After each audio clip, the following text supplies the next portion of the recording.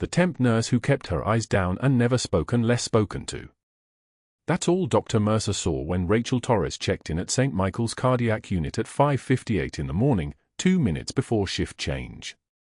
He didn't see the surgical precision in how she changed dressings with one hand while checking vitals with the other.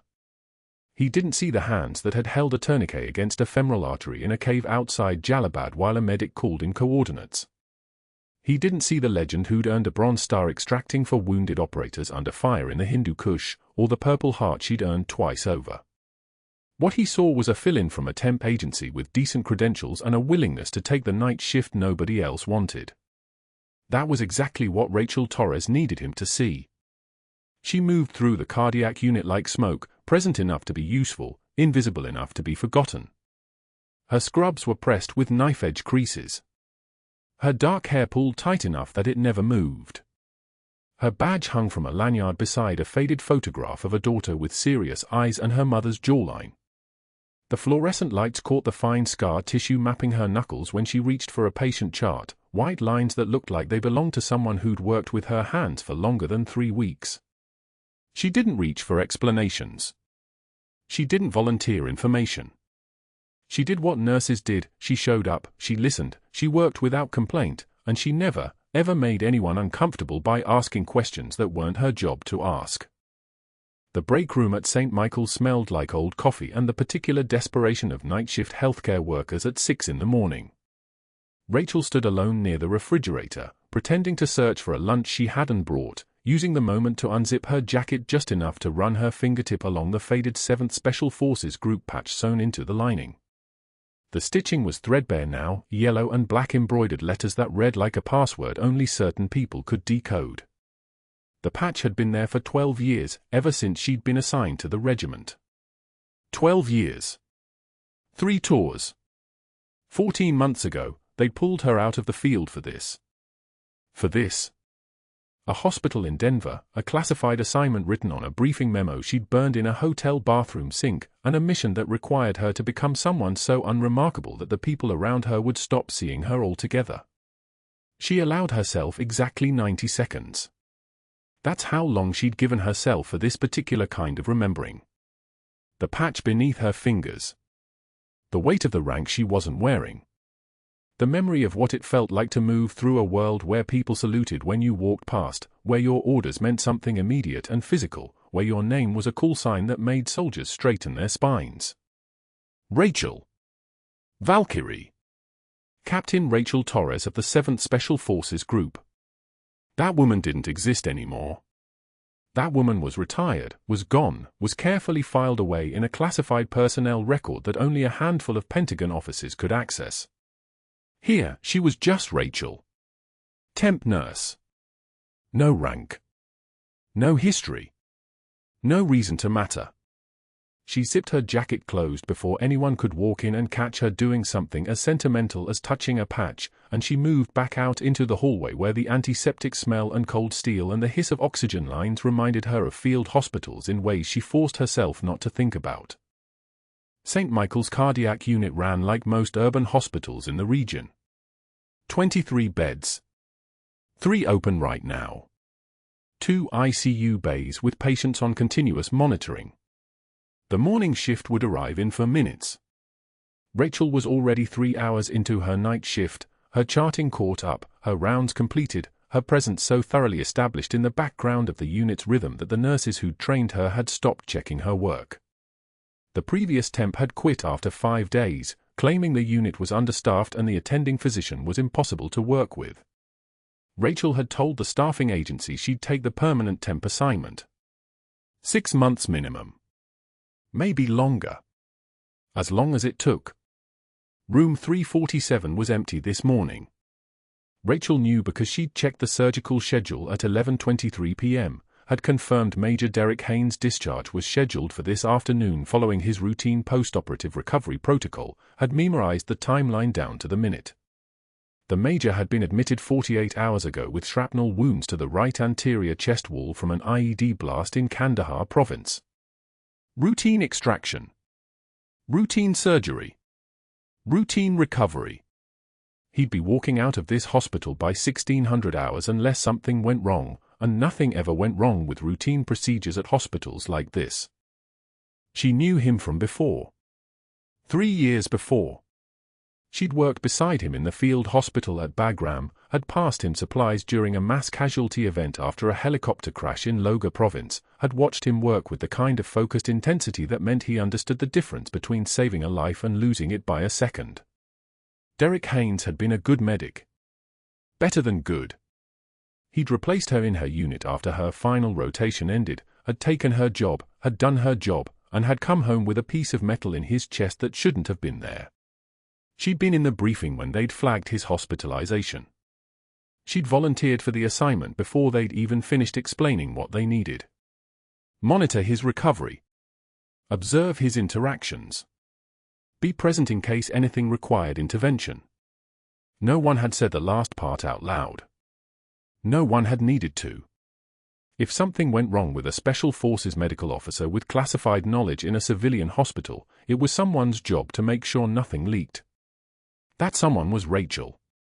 Dr. Mercer arrived at 6:41. Rachel heard his voice before she saw him, that particular timbre of someone who'd learned early that volume could pass for authority.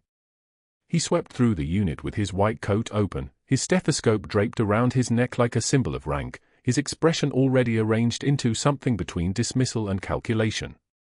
He was in his 50s, maybe, with a kind of face that looked like it had never smiled without an audience. His eyes moved across the unit like he was cataloguing everything that wasn't meeting his standards. The monitors. The medication carts. The nurses. Rachel kept her head down, reviewing a medication list that she'd already reviewed 4 times during her shift, her eyes tracking the words without actually reading them. Who's the temp? Mercer's voice cut across the unit like a blade through silk. Not a question that required a response, just a statement of observation. Rachel looked up slowly, deliberately, the way she'd practiced 1,000 times. Deferential. Unsure.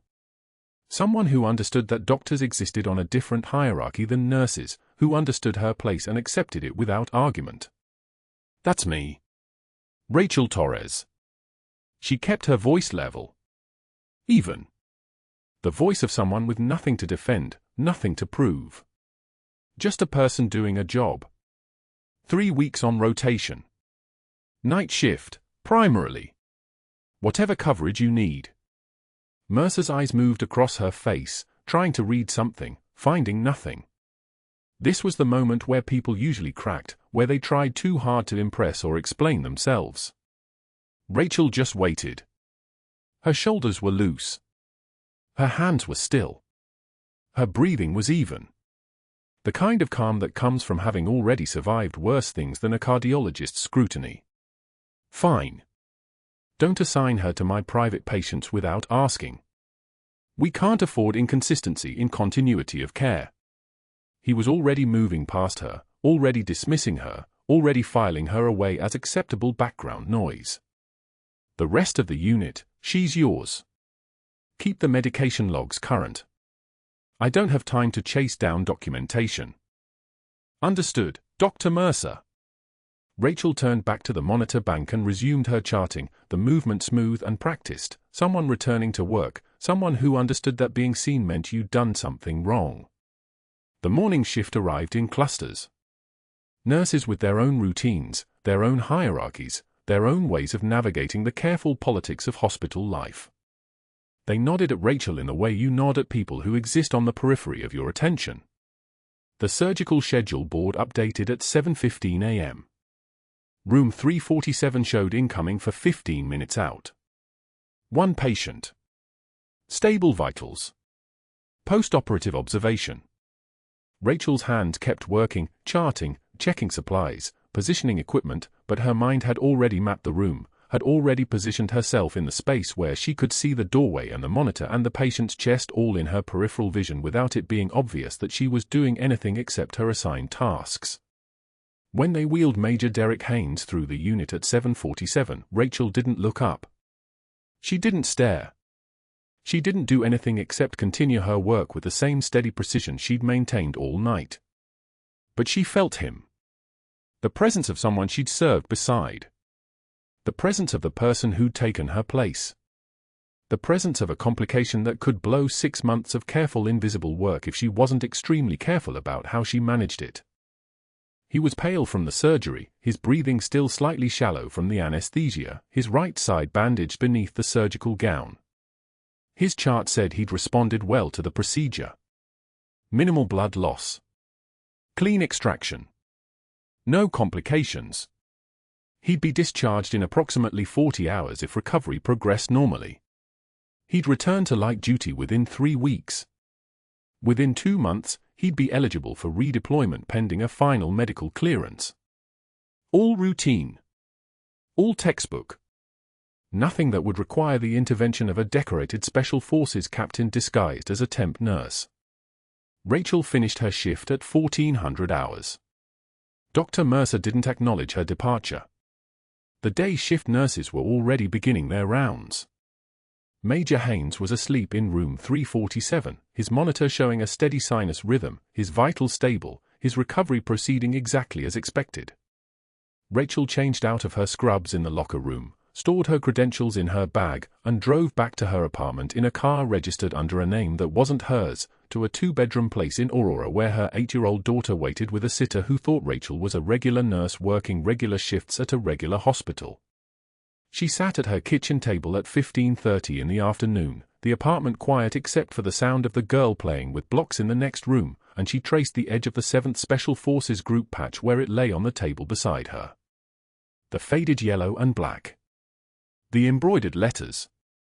The reason she'd volunteered for this assignment instead of taking the comfortable job at Walter Reed, the well-paid consulting position with a private firm, the life that would have let her stop being invisible for other people's missions. Her daughter needed her. Her country needed her. Those two things had never been easy to balance, but they'd never been complicated before, either. Tomorrow she'd show up at 10 p.m. hours.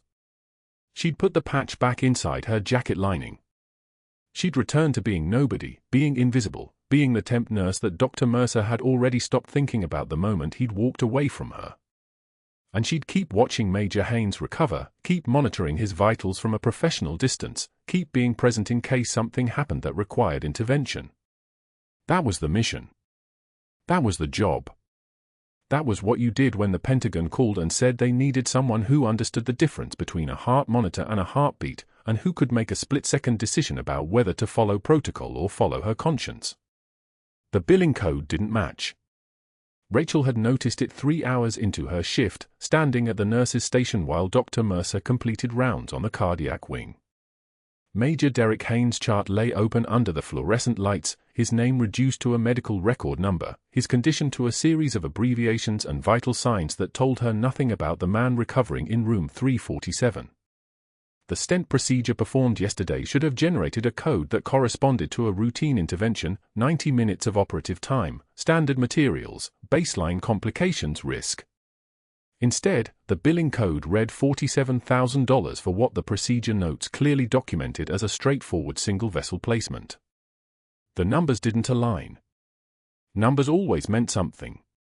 Numbers were information. She had made the calculation in 2 seconds, flag it now or let it pass. Protocol said flag it. Her training said flag it. The quiet voice in her head that remembered how to operate in caves outside Jalabad said flag it. Dr. Mercer. Her voice came out measured, professional, exactly the tone a temp nurse used when addressing a senior physician. This billing code on Major Haynes' procedure, the cardiac notes show standard stent placement, but the code's pricing is running nearly 3 times the standard rate. Should I flag this for billing review? The fluorescent lights hummed overhead. Somewhere down the hallway, a ventilator wheezed its mechanical rhythm. Dr. Mercer's hand froze over the chart. His eyes, ice blue and calculating, lifted to meet hers. She watched something shift in his expression, not anger. Something colder. Assessment. Is that a question, Ms. Torres? His voice dropped, the kind of quiet that carried more weight than shouting. Or are you suggesting I don't understand how to code my own procedures? No, sir. Because that sounds like you're exceeding your scope of practice. He set down his pen with deliberate precision. Temp staff review procedure notes. Temp staff do not question physician billing decisions. Rachel nodded once. Her jaw had clenched for half a second, the only physical response she allowed herself, then released. Her hands remained steady at her sides, palms open. Not defensive. Not submissive. Just present. By lunch, the write-up was already on the unit board in red marker. Rachel Torres, exceeding scope of practice. Questioned physician billing decisions during rounds. Reviewed protocol with RN director. At least 20 nurses had walked past it. At least 20 had read her name in permanent ink, marking her as the kind of employee who didn't know her place. Dr. Mercer didn't say anything else to her directly until that afternoon, when she was adjusting before drip in room 319. The Castellano family was there, wife, 2 adult children, all of them positioned around the patriarch's bed like a vigil. The old man's breathing was labored, his color poor, his chart showing a decline that shouldn't have happened this quickly. Rachel was documenting the medication time, 1,400 hours, exactly as Mercer had ordered, when the door opened behind her and his shadow filled the space. She didn't turn around. She knew he was there. The air pressure changed when people like Mercer entered rooms. His presence moved like a physical force. Ms. Torres. His voice was loud enough to carry into the hallway, intentionally loud, the kind of volume that ensured every family member heard clearly. Your carelessness with medication timing is exactly the kind of incompetence that kills people. You're the reason we can't trust temps with critical patients. The wife's hand went to her mouth. The daughter's face shifted into something between confusion and pity. Rachel's fingers didn't pause on the 4 line. She kept her voice quiet, her movements precise. Medication was administered at 1,400 per your orders, doctor. Documented here. She pointed to the chart without handing it over, maintaining her professional distance, a composure intact like a wall she'd learned to build in places where showing pain was a liability. Her hands had held lives together in worse conditions than this. They weren't going to shake now. Mercer snatched the chart from the bedside table. Don't contradict me in front of patients, temp. It undermines institutional credibility. I wasn't contradicting. I was clarifying. There's the tone again. He turned to the family, spreading his hands in a gesture of exhausted professionalism. This is exactly the problem we're managing. Hospital administration relies too heavily on temporary staff to fill gaps, and gaps lead to protocol deviations. I'm confident we can adjust your father's care now that we're aware of these issues. Rachel watched the daughter's jaw tighten. Watched the son's eyes flicker with doubt. Watched the wife look at her husband's declining vital signs and start to wonder if the temp nurse was responsible for his decline. By the time the lunch shift rolled around, every nurse on the cardiac wing had received Mercer's message through channels he never had to explicitly state. The break room was a small space with aging furniture and a refrigerator that clicked and groaned like a dying patient. Rachel sat at the table with her meal, a salad she'd packed that morning, methodical and efficient, the way soldiers ate when they needed fuel, not comfort. Within 30 seconds, Nurse Chen appeared, grabbed her salad container from the refrigerator, and left without making eye contact. Then Rodriguez. Then Patterson. Then a nurse whose name Rachel hadn't learned yet. The room entered in 90 seconds, a coordinated exodus that had nothing to do with accidental timing. The orchestrated isolation was so textbook it would have been almost impressive if it didn't hurt. She'd seen this pattern before, recognized it from her years in the 7th Special Forces Group where social cohesion was weaponized with surgical precision. Mercer had read the room, identified the power dynamics, and issued a single unspoken command: this woman is dangerous to the unit. Distance her. Rachel chewed her salad mechanically, 1 bite per minute, her eyes fixed on the wall clock as the seconds accumulated. The fluorescent light above buzzed with a sound like insects trapped in glass. 2 minutes until shift change. 2 minutes until she could exit this space without drawing additional attention. That night in her apartment, sitting at the kitchen table in the dark because she couldn't trust herself with the overhead lights, Rachel allowed herself exactly 2 minutes. 2 minutes to reach into the bottom drawer of her dresser and pull out the jacket she'd worn for 6 years. 2 minutes to trace the faded unit patch sewn inside the lining, 7th Special Forces Group, the letters barely visible now, threadbare from her fingers finding it during countless difficult nights. 2 minutes to remember who she'd been. Captain Rachel Torres. Call sign Valkyrie. Decorated. Respected. A woman who'd led 4 wounded operators out of a firefight with rounds snapping past her head like angry hornets, moving with the kind of calm that came from having already survived the worst. 2 minutes to let that woman breathe. Then she zipped the jacket closed and put it back in the drawer. The next morning, Rachel discovered her badge access had been revoked at 0600 hours. The cardiac unit's digital record system denied her entry with a flat red screen and an error message, access restricted, RN director notification required.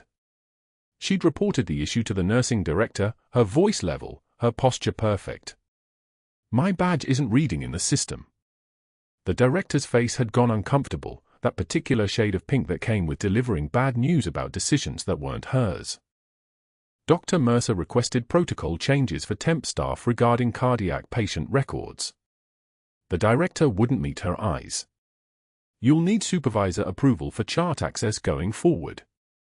By 0800, Mercer had reassigned her to the geriatric wing on the opposite end of the hospital. A transfer request processed with remarkable speed, the kind of speed that required his direct intervention. A physical separation that placed her 12 minutes of hallway distance from Major Haynes' room.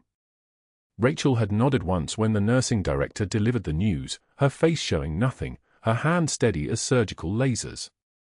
But she'd already photographed 17 patient charts before her access was revoked.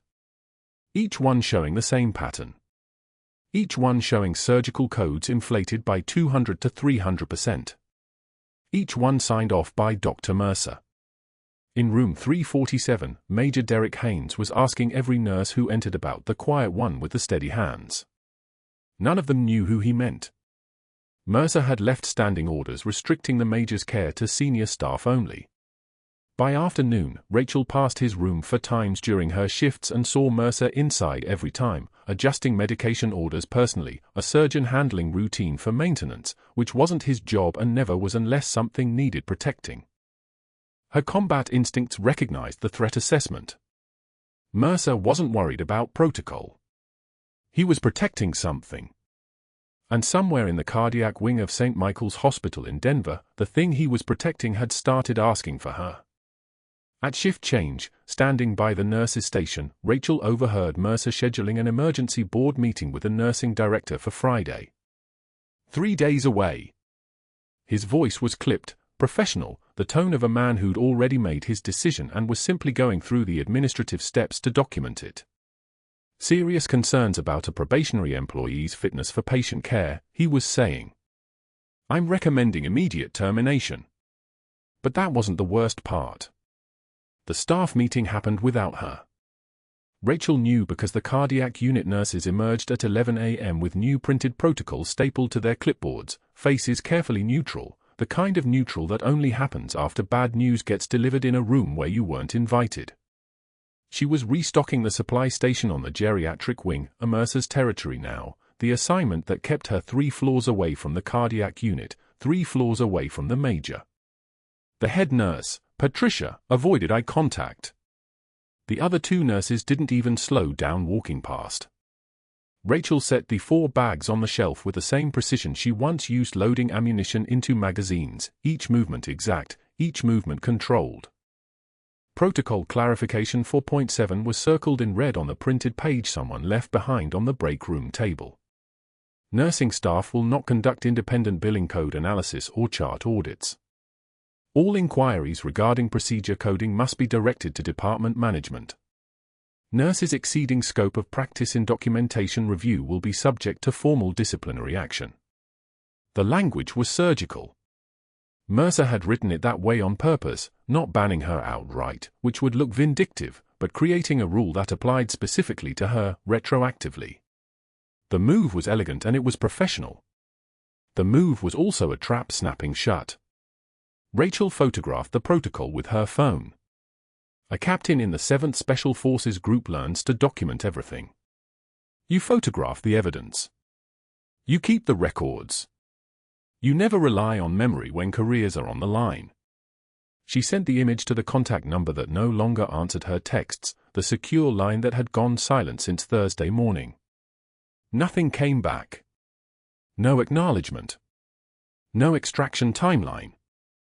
Just the hollow feeling of being cut loose. By early afternoon, the rumors started traveling through the hospital like a virus through an unvaccinated ward. Rachel caught fragments, whispered conversations that stopped when she appeared. Dr. Mercer was moving Major Haynes to the 4th floor, the orthopedic ward. A lateral transfer for continuity of care with a broader medical team. Rachel understood what that meant in military language: compartmentalize. Isolation. She would no longer have legitimate access to his floor, his records, his vitals. The Major would move out of her operational sight line exactly as Mercer had planned. The telemetry monitor showed his heart rhythm was beginning to drift when she saw it through the nurse's station window. She was still cleared for the cardiac unit hallway, still allowed to walk past, just not allowed to stop, not allowed to work, not allowed to help. The pattern on the screen was subtle. The drifts were small. But they were there. Rachel's hands knew what that meant. Her hands had felt those rhythm changes before, had known them in the dark during night patrols in the Hindu Kush, had known them when soldiers' chests started failing and you had maybe 90 seconds to decide if you were going to break open a rib cage with a combat knife or watch someone die. She watched the Major's monitor show the first signs of the kind of deterioration that doesn't fix itself. By 1400 hours, her badge no longer worked on the secure access point for the cardiac wing. She scanned it. Nothing. The light stayed red. A newer nurse named Derek, young, nervous, definitely not in on Mercer's game, looked up from his charting. "Oh, did they change your access? I think Mercer sent out an update." "When?" "Maybe an hour ago?" Said some staff needed restricted privileges during the transition. Restricted privileges. That was what they called it in the military too, right before they took your clearance. Rachel's jaw tightened once. Released. She thanked Derek and turned away without letting her eyes drift toward room 347, even though she could see the doorway from the hallway angle. Even though she could see Mercer inside, alone with the Major, one hand on the fall line, the other holding a syringe. Even though every cell in her body recognized what was happening. She turned and walked back to the geriatric wing. She clocked her movements, 47 seconds from the cardiac unit to the supply room, 47 seconds of her legs obeying her mind even when her mind was still in room 347. The fluorescent lights buzzed overhead like angry wasps trapped in plastic. Rachel found an empty corner and texted the contact number again, typing with one thumb while pretending to review medication schedules. Target deteriorating. Active interference confirmed. Requesting extraction authorization. Standing by. The phone sat silent in her pocket. By 1600 hours, Mercer had filed formal complaints with the State Nursing Board. Rachel found out from the supervisor, who delivered the news the way someone delivers terminal cancer results: gentle, apologetic, unable to look at the patient's face. The complaint alleged concerning judgment, scope creep, and safety risk to patient populations. He'd CSIT-2 board members and his mentor at Johns Hopkins, a man with enough pedigree that his endorsement could sink careers like rocks in a reservoir. Mercer was no longer working behind closed doors. He was building a paper trail in the open, confident in his network, confident in his reach, confident that she was already gone. Rachel's badge access updated at 1645 hours. She tested it at 1650, the locker room door, accessible. The break room door, accessible. The loading dock, still keyed from the old maintenance system she'd helped her ex-husband memorize when he worked facilities before the divorce, before the custody arrangement, before he got custody and she got the secret clearance that meant she couldn't explain to their daughter why mommy sometimes disappeared for 4 months at a time. Rachel pulled her phone and called her daughter's after-school program. "Mrs. Morrison?" This is Rachel Torres. Just confirming pickup at the regular time today. Of course, Rachel. Everything okay? You sound. Everything's fine. Regular time. But it wasn't fine. It wasn't regular. Rachel sat in her car during the 30-minute lunch break the hospital still owed her, and she pulled up the security feeds from the hospital parking garage on an encrypted app her handler had set up 6 months ago, back when the mission was supposed to be simple, back when she was supposed to monitor the major from a distance and file reports and never actually have to decide between protocol and keeping someone alive. The feed from the 4th floor hallway showed Mercer disconnecting the telemetry monitoring from room 347 at 1,545 hours. He held the cable up to the light, examining it like a surgeon, like he was looking for something specific, and then he set it on the bedside table instead of reconnecting it. Equipment malfunction.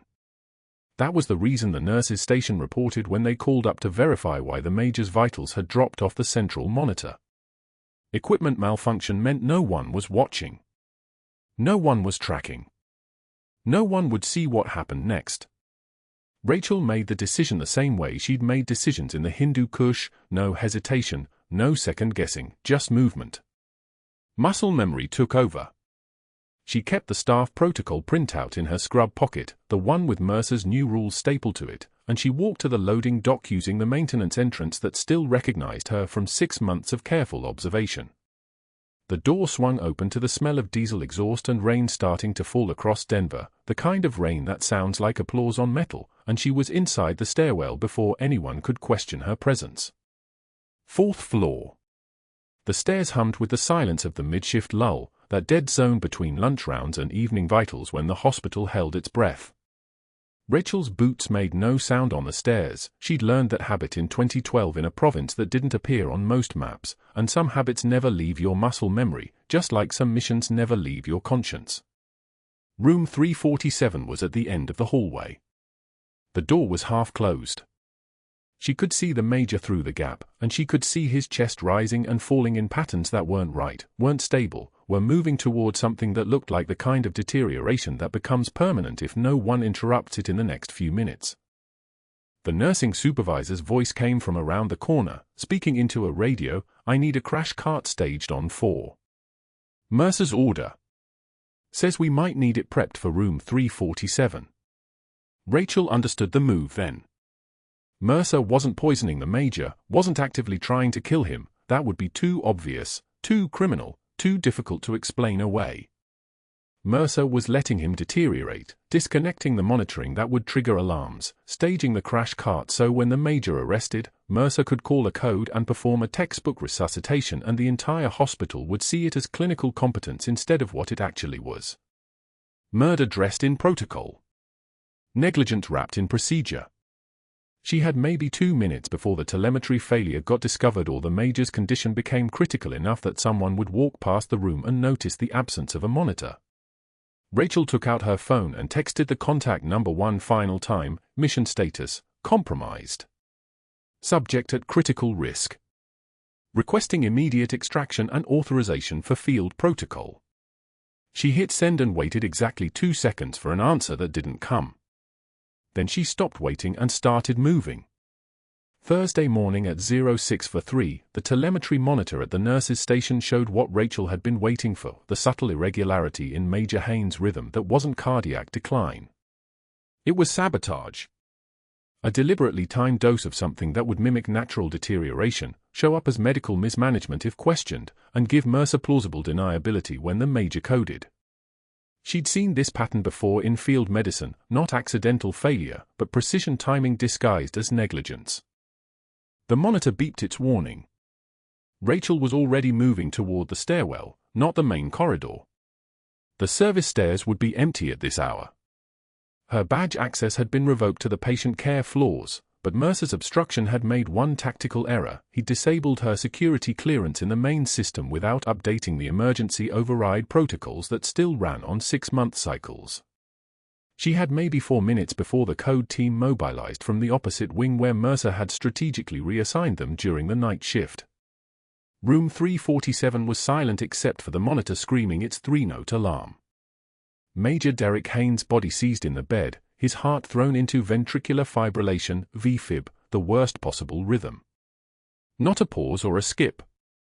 A complete electrical storm. His eyes were already fixed, consciousness gone, his body's sole instruction now coming from the misfiring electrical chaos in his chest cavity. The monitor showed it in sharp angular peaks, 187, 189, 191. Climbing toward the rhythm of death. Rachel had 2 seconds to calculate. Protocol said wait for the code team, 12 minutes away because Mercer had positioned them like chess pieces on the opposite side of the hospital. Protocol said she was a nurse, not a doctor, and her scope of practice stopped at observation and reporting. Protocol said her cover, her mission, her daughter's future were all negotiable compared to institutional liability. She cut through protocol like it was gauze.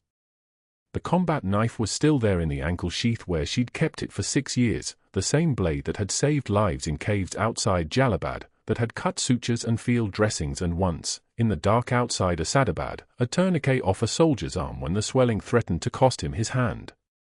The muscle memory was perfect. Hands that had held lives together didn't forget their training. The gown came open with one slice.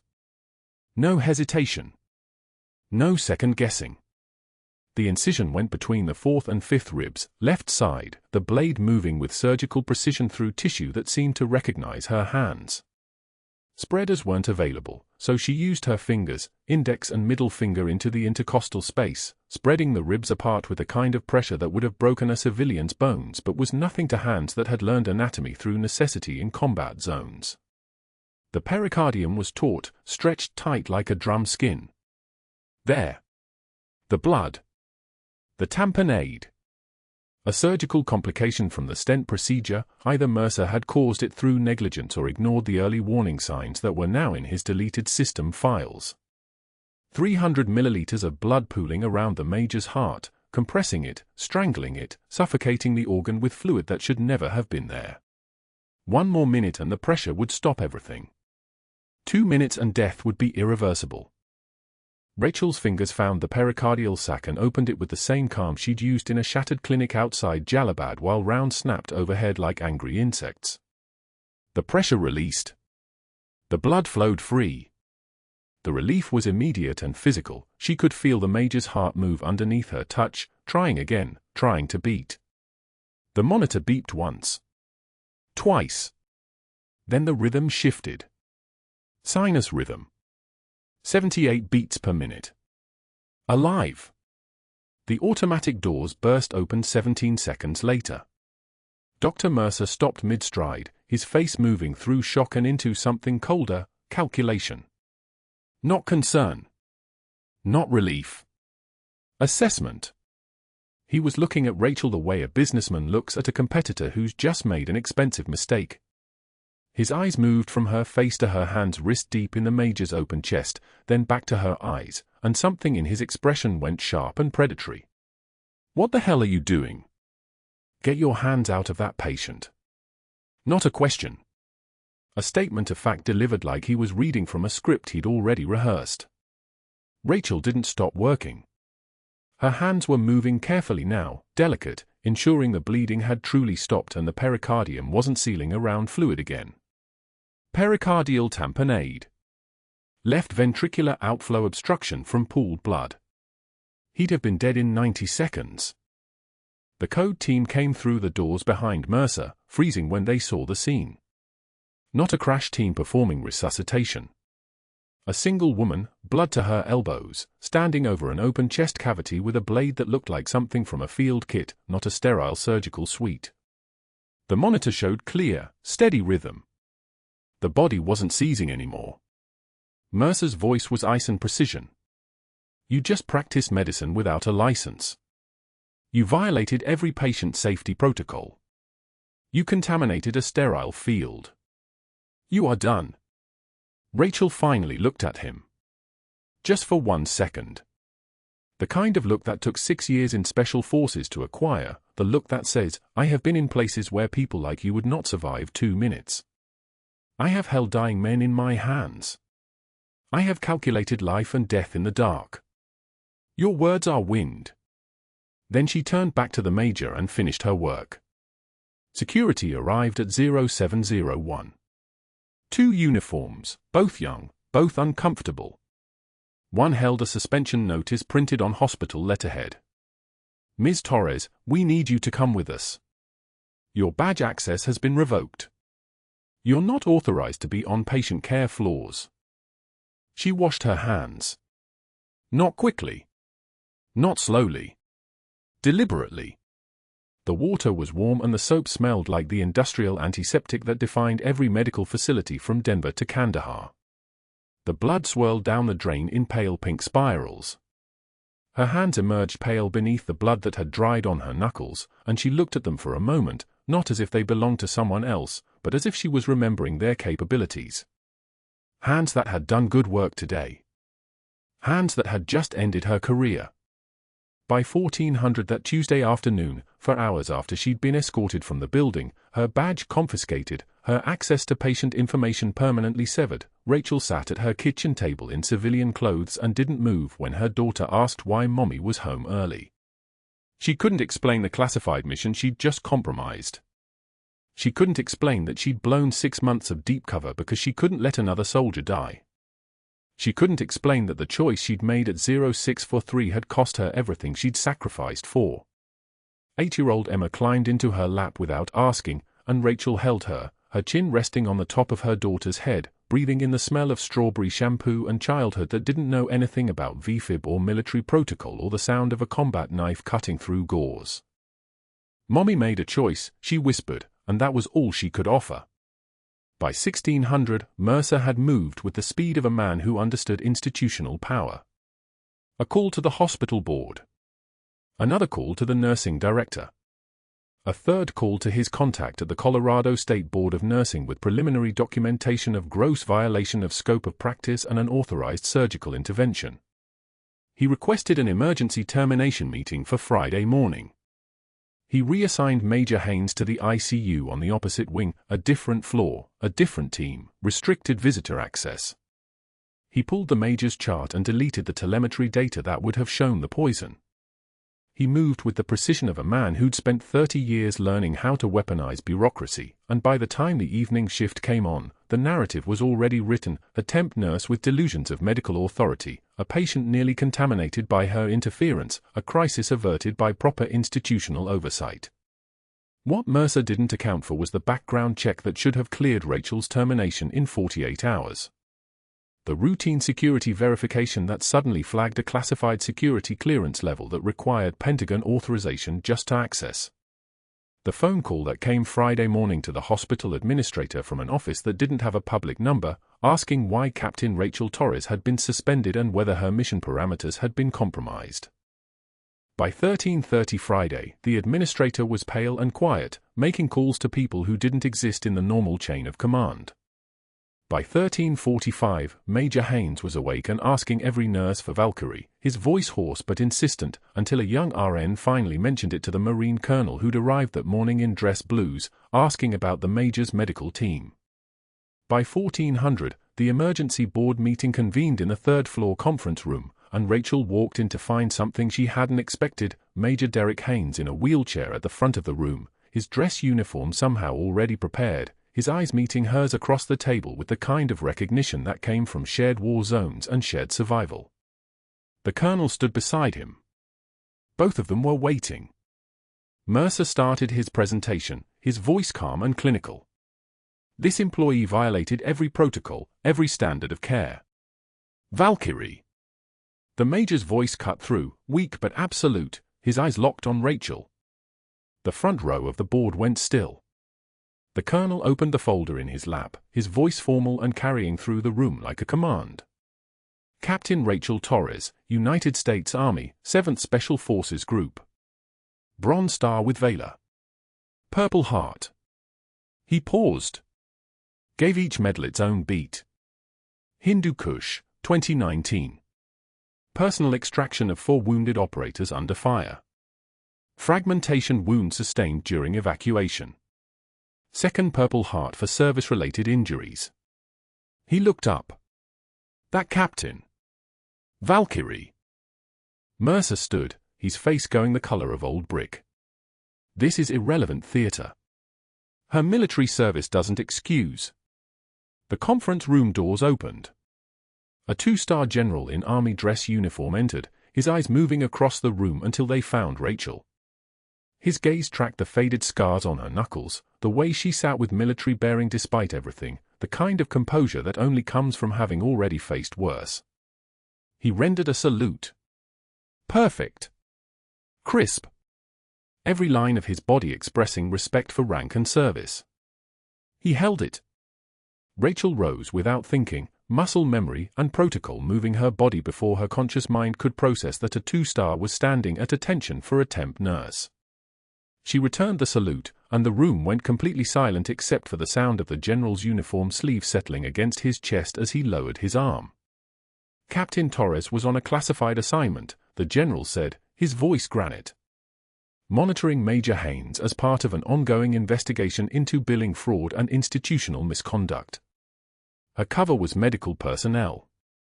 He turned to Mercer. You interfered with a federal operation. You endangered her safety. You compromised her mission. Someone in the third row was filming on a phone. The video would be uploaded to 4 different platforms within 90 minutes.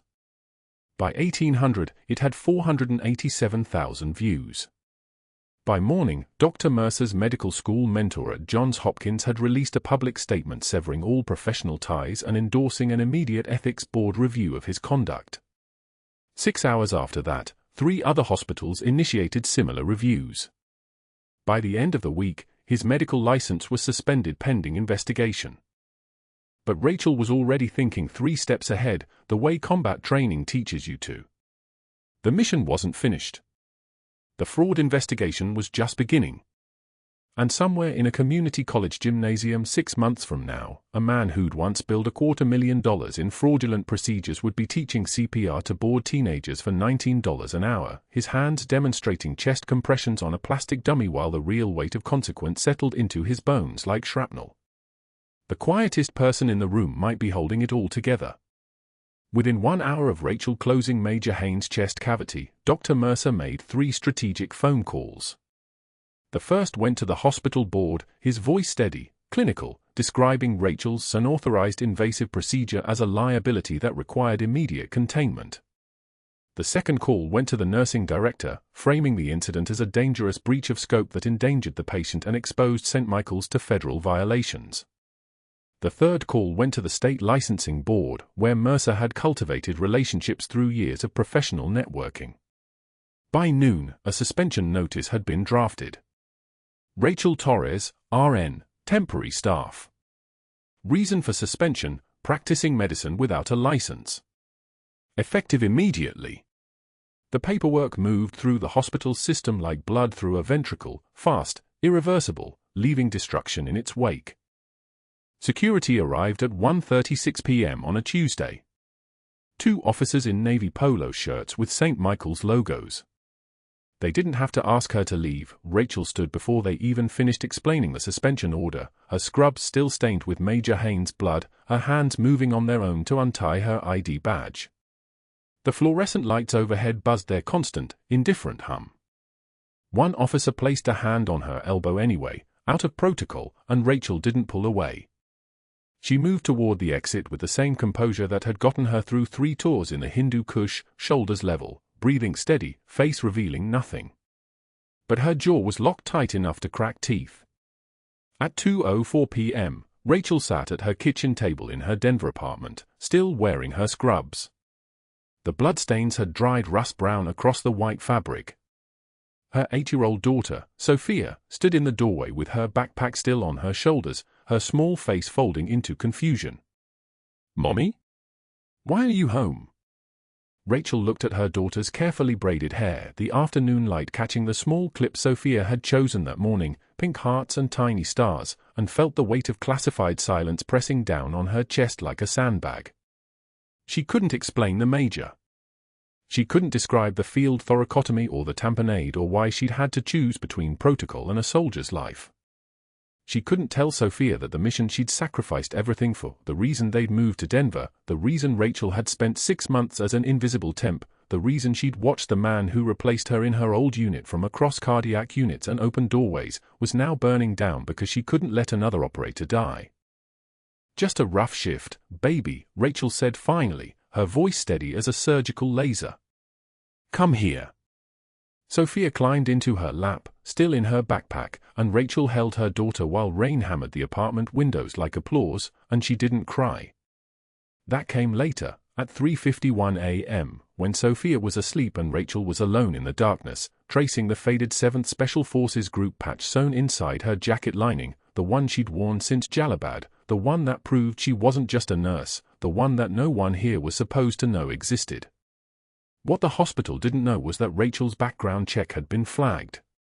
When the suspension paperwork hit the system, the routine credentials review triggered a database alert, classified security clearance, level 3 compartmentalized access, active Pentagon authorization. The hospital administrator, Margaret Chen, suddenly found her phone ringing with numbers that didn't appear in any directory. A voice identified itself only as Department of Defense Security Affairs. Another call came from an agency Margaret had never heard of. A third call came from someone who identified themselves as an interagency liaison, which Margaret correctly understood to mean the CIA. Within 90 minutes, Margaret had been read portions of a classified briefing that explained, in terms vague enough to preserve operational security but precise enough to change everything, that one of her suspended employees was neither a temp nurse nor a liability. She was an active asset conducting authorized intelligence work. The conversation ended with, "The suspension notice needs to be retained for cover purposes. Everything else needs to disappear from official records." Margaret hung up the phone and sat in the silence of her office, the weight of classified information settling onto her shoulders like a tactical vest loaded with ceramic plates. On the cardiac unit, Major Derek Haynes regained consciousness at 6:22 a.m. on a Thursday. His eyes opened to the steady beep of the cardiac monitor, the hiss of the ventilator, the antiseptic smell of recovery. His chest felt like someone had rebuilt it, because someone had, with her hands, with a combat knife, with a kind of surgical precision that only comes from having done it in places where anesthesia isn't an option. He'd been under since Tuesday. His last coherent memory was Rachel's face, impossible and real, the voice calling the rhythm like she owned the room. By Friday morning, Major Haynes had asked 17 nurses about her. "There's a woman. Sergeant rank. Dark hair. Calls herself Rachel." By Saturday night, he'd narrowed it down. "She has a scar on her left hand. Index finger. I know that scar." By Sunday, he stopped asking nurses. He started asking every staff member who walked into his room. The cleaning crew. The respiratory therapists. The resident doctors checking his chart. "Did you see a woman?" Dark eyes. Steady hands. The kind of hands that have held lives together. One of the respiratory therapists, Patterson, an ICU veteran with 12 years on the job, finally recognized the description and the desperation in the major's voice and actually listened. Patterson made a phone call to someone in hospital administration. The termination hearing was scheduled for Monday morning at 9:13 a.m. in the conference room on the 3rd floor. By 8:44 a.m., the room was packed. Hospital board members sat in the front row, their expressions arranged into bureaucratic neutrality. Dr. Mercer occupied a seat with his attorney, a woman with silver hair and a briefcase that probably cost more than Rachel's monthly rent. The nursing director was there. The compliance officer. The risk management team. A court reporter setting up her stenotype machine. Rachel walked in at 8:52 a.m., 5 minutes early, wearing the same dark blue scrubs she'd worn since the suspension, her hands steady at her sides. And then she froze. Major Derek Haynes sat in a wheelchair at the front of the room, his chest still wrapped beneath a Columbia blue shirt. Beside him stood a Marine colonel in dress uniform, Marine Corps dress blues so sharp they looked like they could cut glass. The colonel held a leather folder with a citation document visible beneath the clear plastic cover. The colonel stood when Rachel entered. The entire room followed his lead, confused, uncertain, but following nonetheless. In the silence that opened like a surgical field, Major Haynes whispered his call sign just loud enough for the front row to hear, "The Valkyrie." The Marine colonel opened the folder and began reading in a voice that carried through the room like an order, "Captain Rachel Torres, Bronze Star with Valor." He paused, letting that title settle. For actions in the Hindu Kush where she personally extracted for wounded operators under sustained fire, at grave personal risk, in direct violation of standing orders to remain in base operations. Dr. Mercer stood abruptly, his face flushing red like someone had flipped a switch. "This is irrelevant theater. She performed an unauthorized medical procedure." Purple Heart, the colonel continued, as if Mercer hadn't spoken. "Second Purple Heart. For injuries sustained during the extraction mentioned above." "This is nonsense." Mercer's voice was climbing now, his composure fracturing. "She's a nurse, not." The conference room doors opened. A two-star general in dress uniform walked in, the kind of presence that made the air pressure change. General Margaret Holloway, Deputy Commander of U.S. Special Operations. She took one look at the ribbons on Rachel's chest, the one she hadn't worn in 2 years, the ones Major Haynes had recognized by memory alone, and rendered a salute so crisp it stopped every conversation in the room. The general held the salute. Rachel returned it. Mercer opened his mouth and closed it like a fish pulled from water. "Captain Torres was conducting authorized intelligence operations at this facility," the general said quietly, her voice carrying more authority than any raised tone ever could. "Her medical intervention on a classified personnel matter was not only authorized, it was precisely what her training and presence here was designed to accomplish. Any attempt to discipline her constitutes interference with active military operations." Mercer's face had gone past red now, it was approaching purple. "She broke hospital policy. She violated." "I don't care if she violated the Geneva Convention," the general said. "That woman saved the life of one of my soldiers. You suspended her for doing exactly what she was sent here to do." Someone in the back row had a camera phone. By evening, the video had 3.2 million views. Dr. Mercer, red-faced and shouting at a decorated war hero while a two-star general stood at attention in the background. The comments came fast. That general saluted her like she was God / that man yelling at a war hero needs to be fired / she extracted soldiers under fire in Afghanistan / Dr. Mercer telling a Bronze Star recipient she's breaking the rules.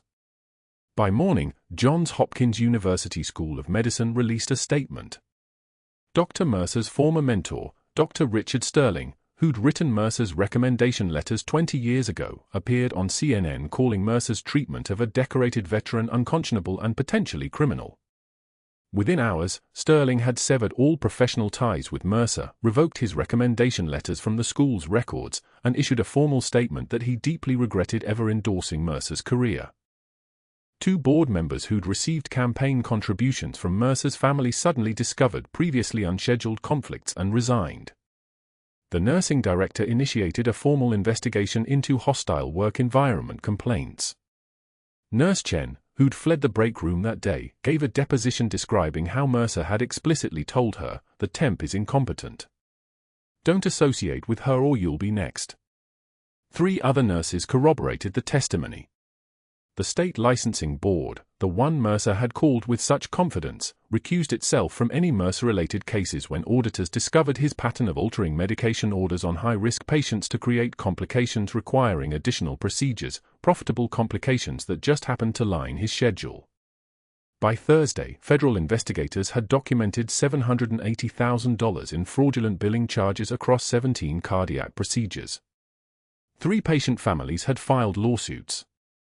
Mercer's wife had filed for divorce. His attorney was negotiating a plea deal, full restitution, permanent surrender of medical license, cooperation with ongoing investigations. In exchange, Mercer would avoid prison time. The medical board accepted. The papers were signed on a Thursday afternoon while Rachel was providing testimony to federal prosecutors, describing the $47,000 billing code that had started everything, describing the major's complications that shouldn't have happened, describing the pattern she'd recognized because she was trained to see patterns the way others see color. 6 months later, someone sent Rachel a photograph. No return address. Just an envelope with a printed image inside. Dr. Mercer stood in a gymnasium in Aurora, Colorado, wearing a polo shirt with a CPR training company logo. Around him sat 7 teenagers who looked spectacularly uninterested. Mercer was demonstrating chest compressions on a plastic dummy, his hands pushing the chest down in the rhythm of a song nobody was singing. A desk in the corner of the gymnasium held a pay stub. Visible in the photograph, $19.47 per hour. The man who'd billed $250,000 in fraudulent procedures now taught basic life support for minimum wage. The dummy stared at the gymnasium ceiling with plastic eyes that had never known hope or fear or the weight of consequence. Rachel pinned the photograph to her shadow box, right next to her bronze star with Valor, right next to her purple heart, right next to the faded 7th Special Forces group patch sewn into her jacket lining. She'd stopped hiding it. The patch lived openly now, visible, real, the thing that had kept her breathing through 6 months of humiliation and isolation and the impossible choice between protocol and a soldier's life. She returned to St. Michael's on a Monday morning in October, this time under her real name. Captain Rachel Torres. The hospital had created a new position, one specifically designed for her, patient advocacy and ethics oversight. Her office sat on the cardiac unit, 3 doors down from where room 347 used to be. Her daughter visited after school, old enough now to understand that the tears her mother shed that Tuesday in September weren't weakness, they were the weight of a secret too heavy to carry alone. Sophia did her homework in the corner of the office while her mother reviewed charts and answered nurses' questions about patient concerns and hospital policy. Major Hain sent a photograph 6 weeks later. He was standing in Helmand Province with the 7th Special Forces Group, wearing the patch again, fully recovered, back where he belonged. The handwritten note on the back read, "Valkyrie still has the steadiest hands in the business." Rachel pinned it beside everything else. The nursing staff who'd orchestrated the break room exodus now ate lunch at her table. Chen brought homemade dumplings. Rodriguez shared stories about her own family. Patterson asked about deployment. Rachel listened more than she talked, her hand steady around her coffee cup, her jaw finally relaxed for the first time in months. The new hospital policy poster hung on the cardiac unit wall, report concerns without fear. Beneath it, in smaller letters, every voice matters. Every observation saves lives. If you've ever been underestimated, if you've ever held a secret that could change everything, if you've ever chosen what was right over what was easy, subscribe for more stories about the quiet people doing extraordinary things. Hit like. Leave a comment. Tell us, have you ever judged someone only to find out you were dead wrong?